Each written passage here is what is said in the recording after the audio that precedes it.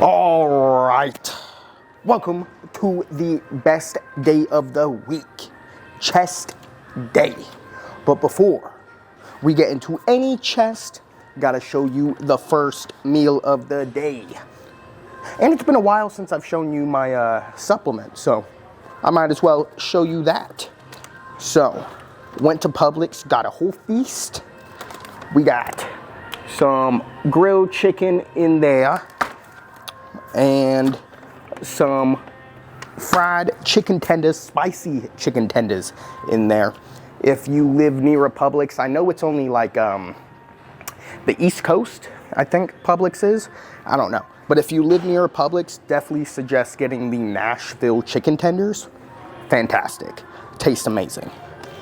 And, you know, I usually go for like a full pound of chicken tenders because I need the calories. But, you know, today I'm just not feeling like being a fat ass today. So, only half pound of the chicken, 0.7 of a pound of the spicy tenders, and then 0.56, basically half a pound of the grilled tenders. Well over 100 grams of protein in those two things. If my math is mathing, and Google is correct, Google says 110 grams of protein per pound of chicken tenders. So there should be like a solid 130-ish, whatever, grams of protein in there. Then got some milk. Gonna drink this whole thing. How much protein in this motherfucker? 8 times 8. Whatever that is, at least 50 grams of protein. 56? Is that what 8 times 8 is?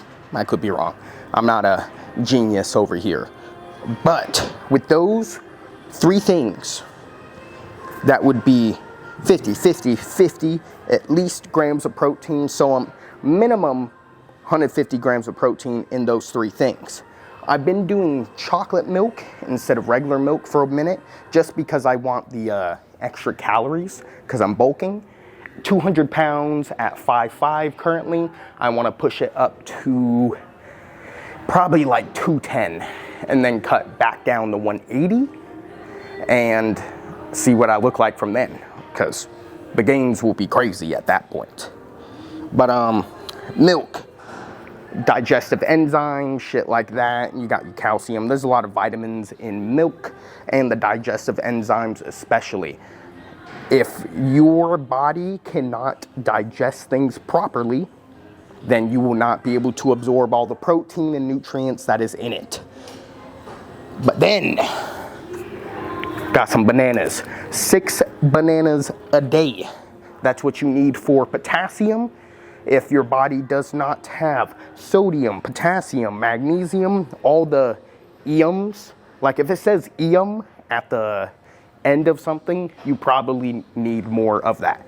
But if you do not have the potassium, sodium, magnesium, your body will not be as hydrated as you need it to be. Oh, let me go get something real quick from my desk to show you guys the cheat code. Ooh, baking soda. Teaspoon of that inside of your pre will do you justice. Has the sodium that I was talking about, salt essentially, and then it also has starch. And starch is, what was it? I searched it up today. Oh, it essentially helps bring more glycogen to your muscles. Excuse me. Glycogen is what makes your muscles look full. You're gonna look bigger, and it is going to give you the, the fast twitch energy that you need. And, well, I was just doing some research on baking soda because, I don't know, it just seems weird putting baking soda in me. But my 300-pound boss says to do it, so I'm gonna trust him. It also stops the lactic acid buildup within your muscles. So less pain, you're gonna be able to go for longer, shit like that. I definitely suggest 1 teaspoon, don't go over that, of baking soda. Put it in your pre, whatever. I was stupid and I put it in my fucking energy drink the other day and it just spilled over. I lost half of it. So don't be stupid and put it in a carbonated drink like I did. And don't go over the teaspoon a day because it can, what's it called? Just like it did for the energy drink. If you put too much in your stomach at once, it's going to expand your stomach and probably fuck up your digestive system or some shit. I'm not sure, but definitely wouldn't be good. But I don't know, baking soda, when I tried it for arm day the other day, crazy pump. That was amazing. But yeah, I will see you whenever I show you my supplements. All right, supplements. Then we're gonna get into the chest day. Creatine, like fucking 3 cents a day. Why are you not taking creatine? It's free games.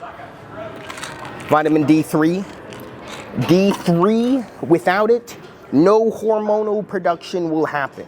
It's gonna boost your testosterone. Take your D3. That's what your balls need. Then, for also testosterone purposes, DHEA and Tribulus. For this one, 3 pills a day, breakfast, lunch, and dinner. DHEA, take that in the morning or you will get pimples. Your testosterone production happens at nighttime, so whenever you wake up, your testosterone is the highest. So that's why you need to take it in the morning. You don't want to get pimples. Oh shit. I'm trying to record my supplements real quick. You do look good. Vitamin C. I don't know the health benefits, but I do know that it stops you from getting sick. If you're sick, you're out of the gym for 2 weeks, and then there's another 2 weeks of getting back up to your previous strength. So that's essentially a month out of the gym. Take your vitamin C. Multivitamin. I'm stupid and I got it from Costco, so these are barely effective. So don't get your shit from Costco or Walmart. Get actual vitamins. I have caffeine tablets, a little 200 milligrams from CVS.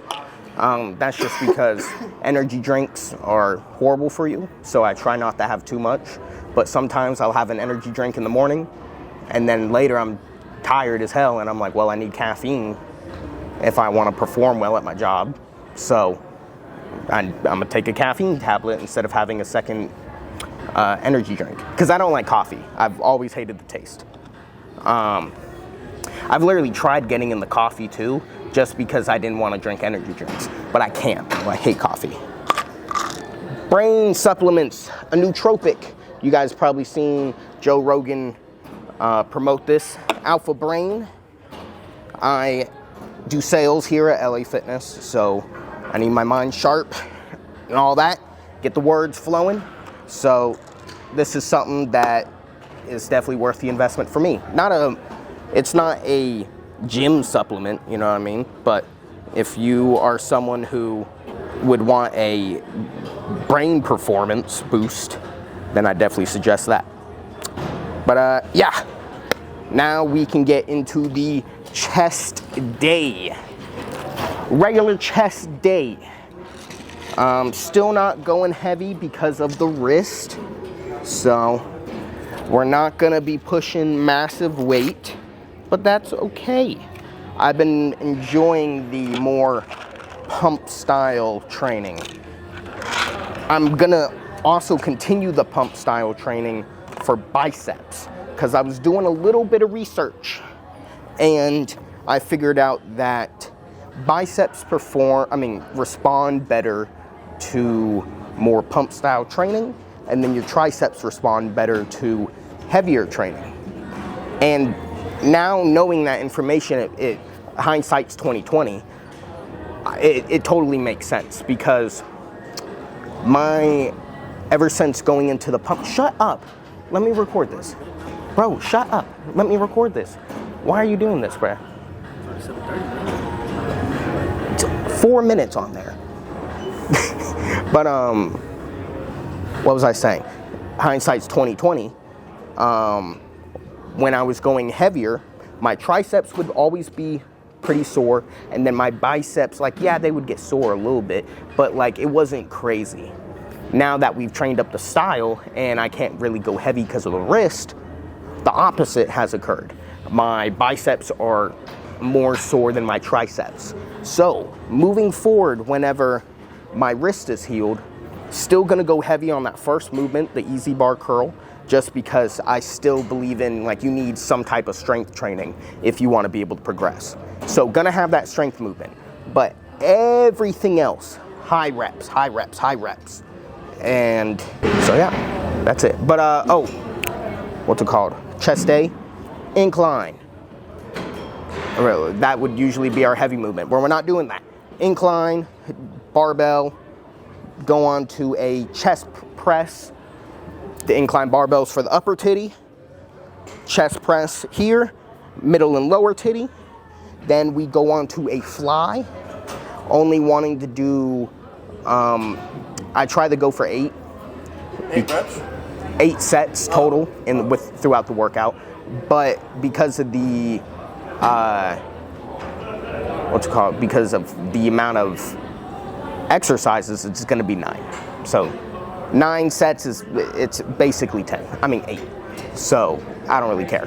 But 8 sets is what the goal is gonna be 9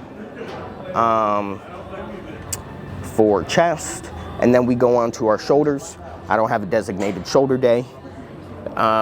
So I hit my side delts on chest and then rear delts on back. Just gonna do 5 sets of lateral raises on the machine. And that'll be it for everything. Pretty simple. If I was someone who didn't go to failure on every single set, I'd bump up the sets. So if you're new, probably underneath, well, it really depends on your work ethic. I know people that are like 5 years in the training and still don't really push themselves. But if you are relatively newer, I definitely suggest bumping up the sets to like 12 to 15, just because you probably aren't really pushing it that hard. But yeah, let's get into this chest day. All right, incline. Not heavy weight, just enough to get a nice pump, slow and controlled, more textbook lifting.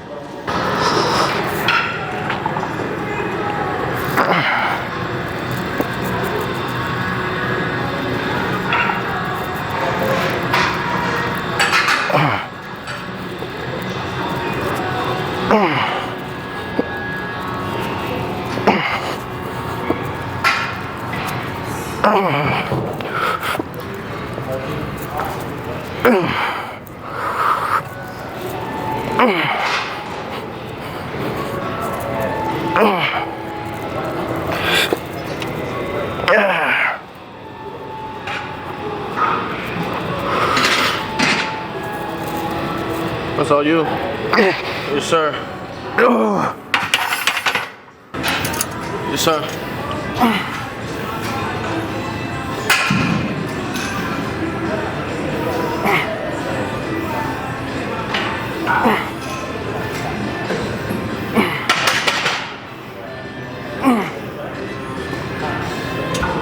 Yes, sir.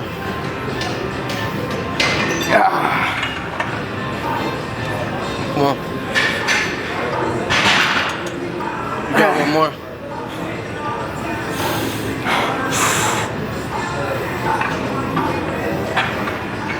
Yes, sir.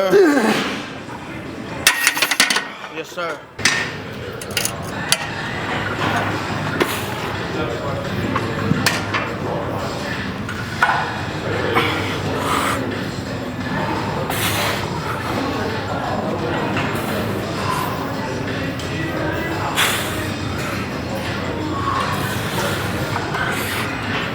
Yes, sir.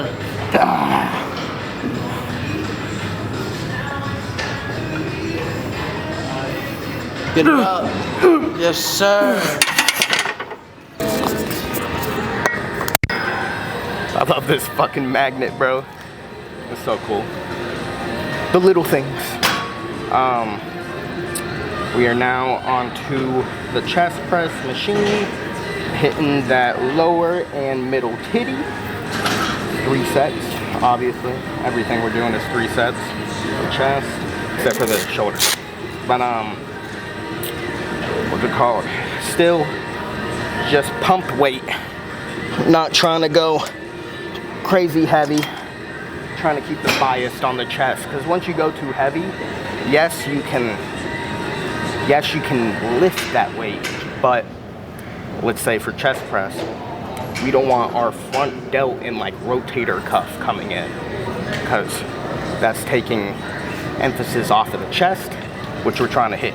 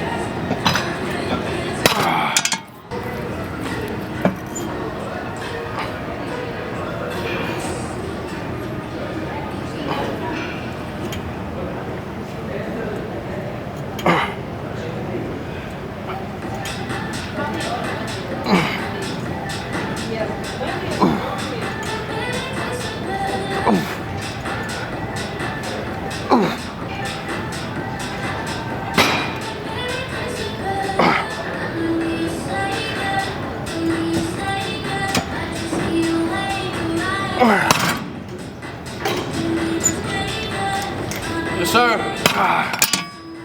Little tip for you guys. Oh wait, hopefully you guys can hear me well. Little tip for you guys. I learned this thing from Alex Hermosi. For you guys that don't know, originally a gym bro, like he had a gym business, started up gyms, taught people how to start up gyms, and he, within a few years, is probably going to be a billionaire. He's maybe even sooner. But jack dude, humongous. And he said he spent millions on recovery things, you know, ice bath, whatever the fuck. He said nothing has beat just hanging on a pull-up bar for a few minutes each, like a few times a day. And I've been doing that recently. Game changer, bro. Literally so much looser throughout my back and everything. So goes to show sometimes the best things are the simplest things. And that goes with lifting as well. Like, I was just talking to a dude about his leg day, because he has fucking humongous legs, so I wanted to know what he was doing. He literally said, I squat, split squat, hack squat, leg press. That's it. There was no fancy leg extensions, hamstring curls, and shit like that. Literally just the shit that you don't want to do. The simple shit that's effective. So that goes to show that's what I need to start doing for my leg day, bro. Because he had humongous legs. But same thing with just hanging from a pull-up bar. I know people like LeBron James spend over $1 million a year on the recovery, but just hanging from the pull-up bar, that works. Huh? We don't have those resources. Yeah, we don't. But what I was just saying, Alex Hermosi, some rich dude, also a gym bro. Yeah, probably. He's a professional athlete. Why wouldn't he be? But he said, Alex Hermosi said that just hanging from a pull-up bar a few minutes a day was better than the millions of dollars that he spent on recovery shit. So, ever since I've been doing that for the past few days. I feel fantastic. Ooh. Let's get into this shit.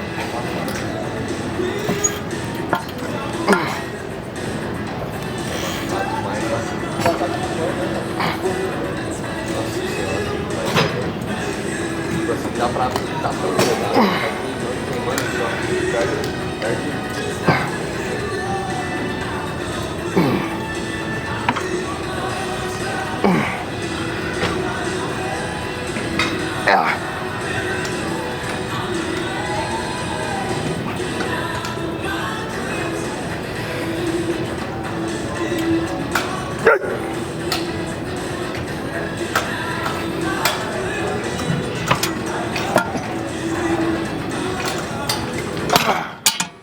right, push fly, whatever you call it. Not doing a regular fly where we're going out like this, a little bit more bent. I feel more of a stretch whenever I do that. And I don't know, it just feels fantastic. It's kind of like a mix between a fly and a press. That's why I call it like a press fly. And I just love it. I think it feels great. I prefer it over regular flies. Ooh.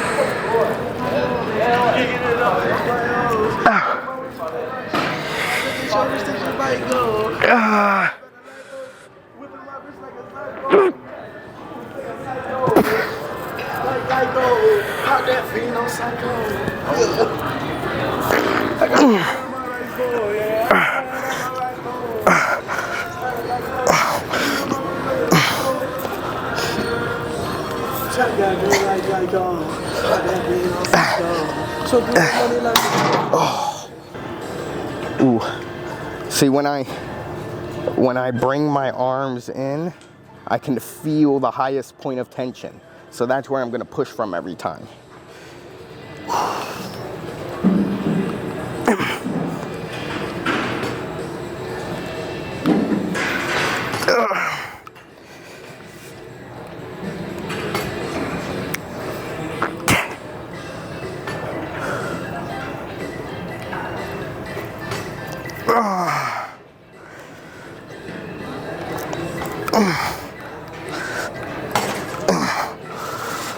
Oh, my toes cramping. I squeezed.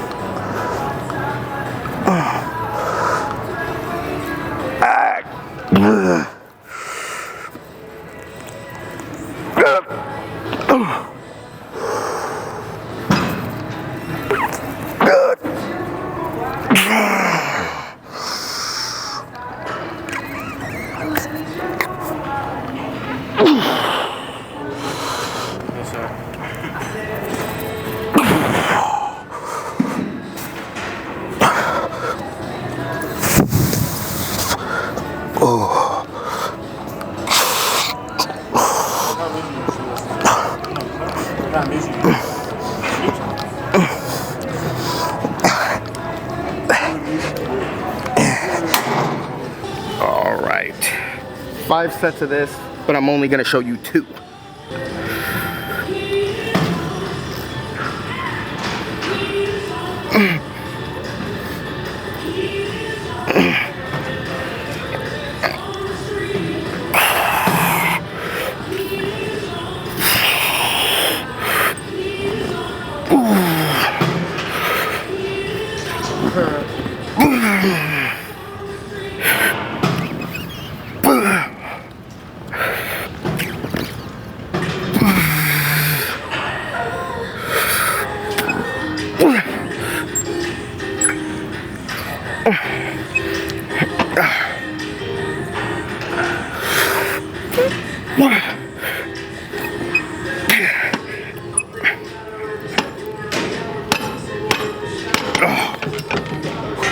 Don't be afraid Oh, sorry about that, Lou. Don't be afraid to do partial reps.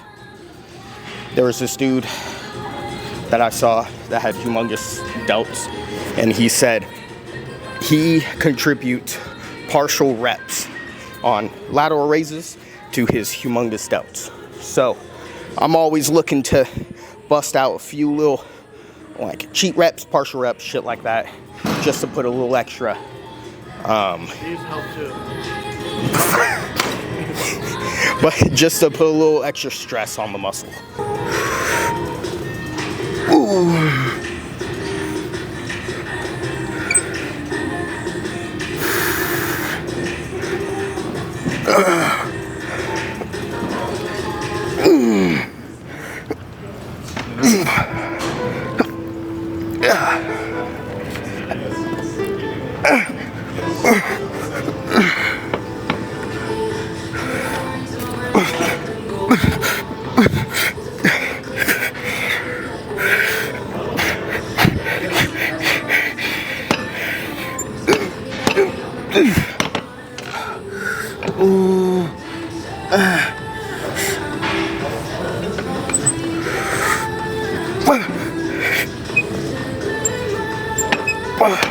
What are you doing to me? Making you humongous. You're making me into a fucking movie star over here. I'm telling you, my posture's gonna change. I'm eventually gonna be walking around like this. Oh my god. What? You're the next Aquaman, bro. Put down the hair, show off the Aquaman. I gotta get out of here. Or Poseidon, whatever, whoever the camera Marvel dude is. You're gonna call from Giotto. What about that, sir? It's inside out. What the fuck?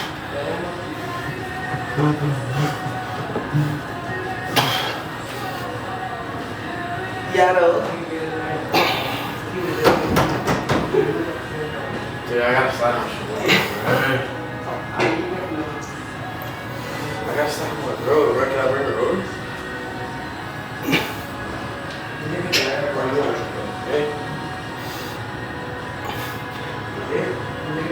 I'm sure you understand. It's nothing that I don't want to hang out with you, right?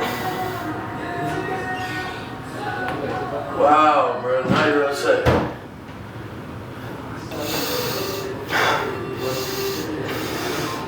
What?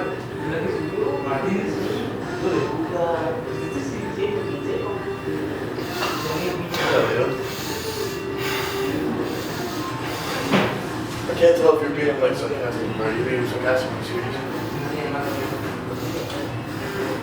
I'm sorry, you're being sarcastic or you're being serious? That hurts my wrist.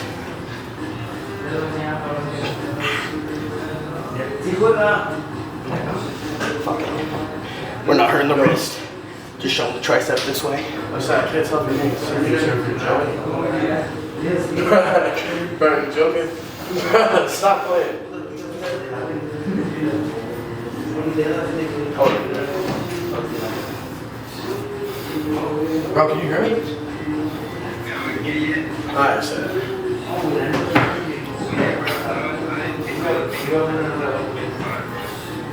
So, like, are you being serious or is that like sarcastic? Like, you are taking it personally?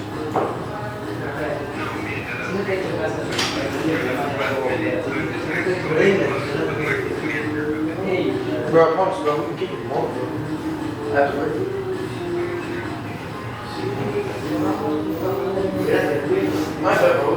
I'm exhausted. That baking soda, bro, I'm telling you, 1 teaspoon a day max. Don't take more because it's like bad for you if you do more. And if you have kidney problems, baking soda every day is actually something that they prescribe for that. It helps your kidney function apparently. But I think that's only if you have kidney problems. I don't know. But whatever, side tangent. But that fucking baking soda, literally, you know how your pump might fluctuate? Like it's not gonna, you might not have as good of a pump once you finish or whatever the fuck. With the baking soda, it's just constant up. It does not go away as long as you're working the muscle still. So that's something I love because unless I had fucking 3,000-4,000 calories of like food my pumps will fluctuate throughout the workout. Like, it's easier to lose it.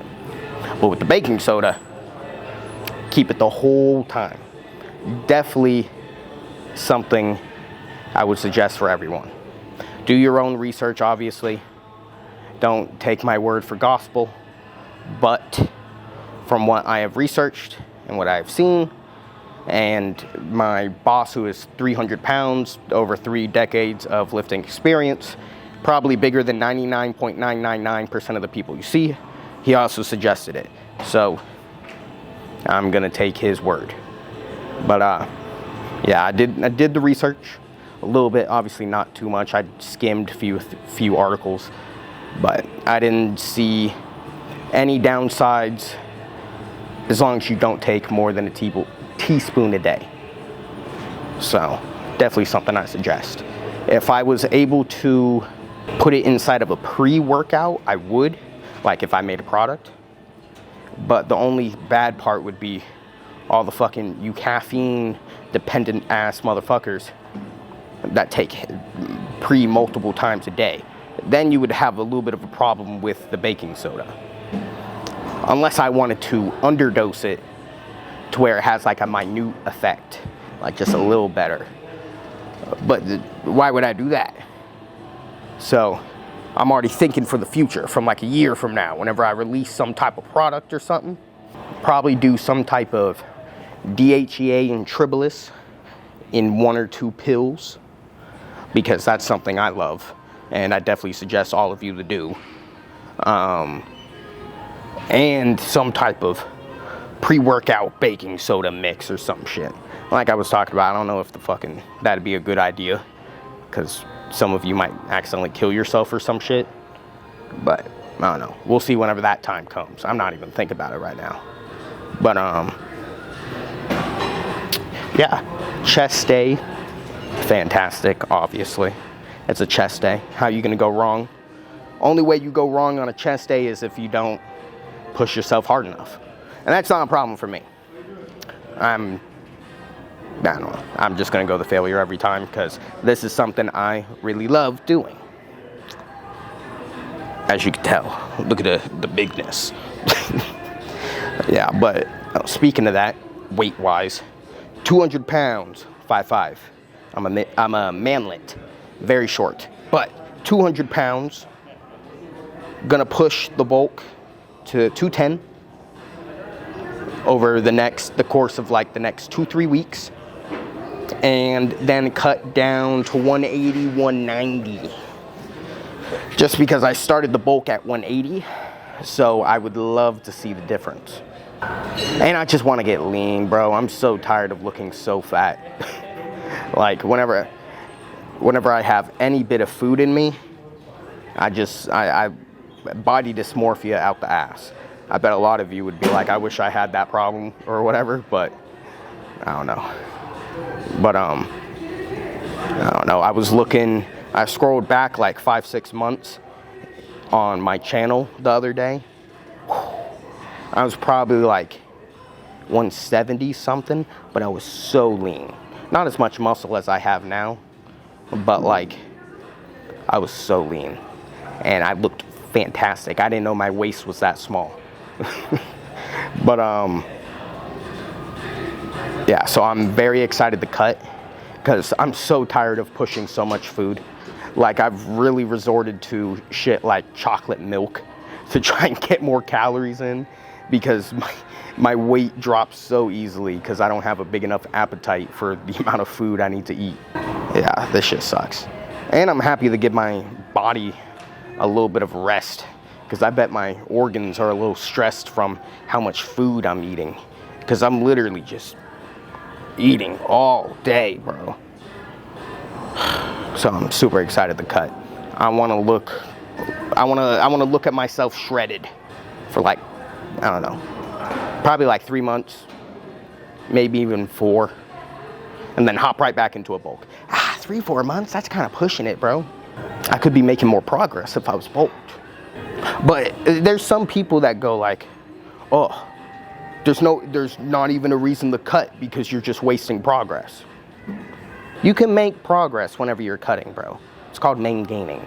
I don't suggest main gaining for, you know, the whole, like, your whole lifting experience. There was definitely a time where I stayed at the same weight for like a year and a half just because I was too afraid to push the food. So now when you see me nice and tubby, it's because I've learned from my experience. Because I was at 155, bro. This was several years ago, before I learned how to pick up the fork. But still, like, you know how demotivating it is for a year and a half for you to stay the same exact weight? You know, I probably got a little leaner, like 2-3% body fat leaner throughout that year and a half. But it's not like a tangible difference. We're trying to get the best bang for our buck. So, gotta bulk. You don't have to bulk like me. Like, I've put on, I started at 180, I'm at 220 pounds within about 2 months. So, yeah, that's 10 pounds a month. That's definitely not the most healthy thing. I know the rule of thumb for cutting or bulking is you want to gain/lose 1 pound a week, especially for cutting, because if you cut too drastically, one, your strength is going to plummet, because if you're cutting that much, you're probably very little carbs in your muscles, no glycogen. But also, what's it called? You're going to lose muscle if you cut too aggressively. That was something that I did wrong in the past. I'd be like, oh, fuck yeah, 5 pounds down this week. Looking back now, I'm like, 5 pounds? That's a little crazy, my guy. You're probably losing muscle. And one thing that looking back at, hindsight's 2020, that I did wrong was I was too strict on my diet. Whoa. I know, right? That sounds like, what are you talking about? You're too strict on your diet. Your body can benefit from a cheat day. Once every 7 days, just have a cheat day, have an extra 500, maybe 1,000 calories extra that day. You know, don't go eating a fuck ton of sweets and shit. Like whenever I went on my first cut, once a week we'd eat whatever we want. So we'd go to Krispy Kreme, Chick-fil-A, McDonald's. Totally ruined all the progress that we made for the cut. That was stupid. But yeah, an extra 500, maybe 1,000 calories that day, just to restart your metabolism, give it a little boost. Because after a week, if you're in enough of a calorie deficit, your body's going to cling on to every ounce of fat and muscle that you have. Like, it's going to cling on to every bit of weight because it is in starvation mode. And you don't want that if you're trying to lose weight. So periodically, throwing in a cheat meal/day, depending on where you are in the cut, very beneficial. That's definitely something I wish I knew a while ago. Is it okay for me to be talking about cutting whenever I'm currently bulking? Guess it is. Like, I bet some of you are on a cut. I bet most of you are on a cut, actually. Excuse me. Considering that I think it's 70%, yes, 70% of America is either fat or obese. It's, of that 70%, it's like only 30% are obese. So yeah, so like 40%, right? Yeah, 40% of you are probably fat. Don't take that wrong.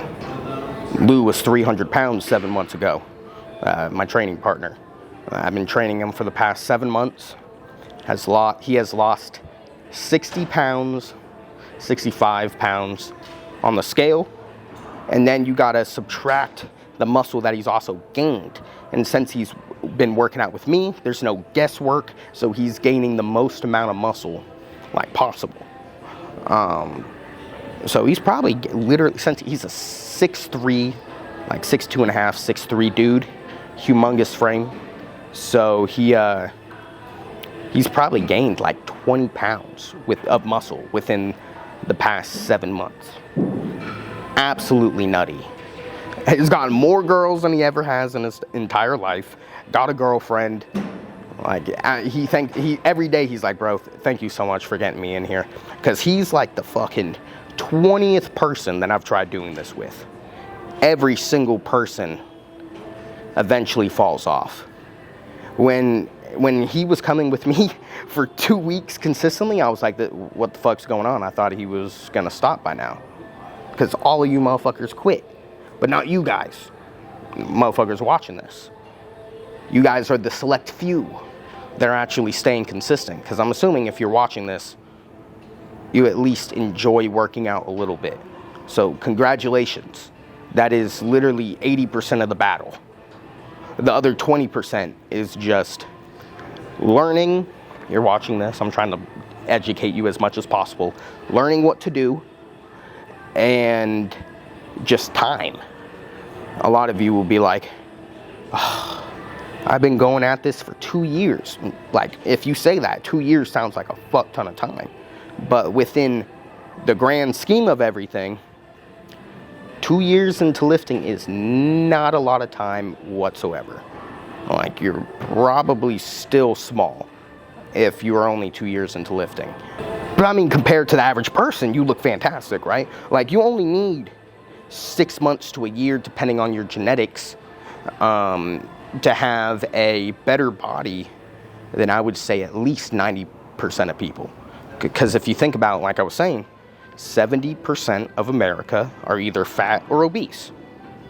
All you gotta do is not be fat, and you are automatically in the 30%. Do you understand how fucking easy this shit is? Like, you don't have to be jacked. Because I'm assuming, at least most of us, we got into lifting for, why am I forgetting the word? It's a fucking super common word. When you don't feel good about yourself, insecurities. You get into the gym for insecurities. I bet there's very few of you that were actually just like, I just want to be healthy and improve my life. No, most of us, it's like for me, I'm 5'5". That's why I started lifting. So maybe it's for getting a girl or whatever it would be, but most of us get into this for insecurities. So just not being fat and putting yourself into that 30% of people category is enough for getting a girlfriend, feeling better about yourself, whatever your insecurity is. That is enough. You know what I mean? And then you add in the, 5 years of lifting, the decade of lifting, whatever it may be, just waiting, putting in the time, and then you're automatically just better than everyone, looks-wise. And I'm not talking about personality and, I'm better than everyone. Secretly, you are better than everyone because lifting shows discipline, dedication, fucking being able to put yourself through pain that you are putting yourself through. What is that word whenever you like pain? Masochist. We're all masochists. You enjoy pain. I guess that would be in a sexual way, saying masochist. Or like a creepy way. But not in that way. A self-improvement way. Yeah. What's it called? But like literally just to have a 1% physique in the entire world, all of our brains are fucked up from social media, seeing everyone like all these top 1% people in the entire world like that on social media all the time. That has extremely fucked up our expectations. So if you just spend 6 months to a year lifting properly, this is excluding the variable of how long it takes for you to learn this shit. So 6 months to a year in the gym, you'll be top 90% physique in the entire world. If you can bench 225 You have a 0.075% bench in the entire world. Hold up, I have the screenshot. Let me figure out what it is. Yes, 0.075% bench press in the entire world if you can do 225. And if you can bench 315, 0.00125% in the entire world. Social media has extremely fucked up our expectations of what is achievable. That's what I mean by saying, like, it's so easy to be physically better than every single person. All you gotta do is put in the time. That's all it is. So just don't fall off the gym. And it'll be the best investment you've ever made, at least for me. Working out has probably given me the majority of my confidence. And that's not because I'm big. Yes, that helps because it's like I look around and I have the body that almost every dude wants. But it's not that. It's what it does to your mental. It's about how it's the ripple effect of how it affects everything else in your life. So don't quit, bro.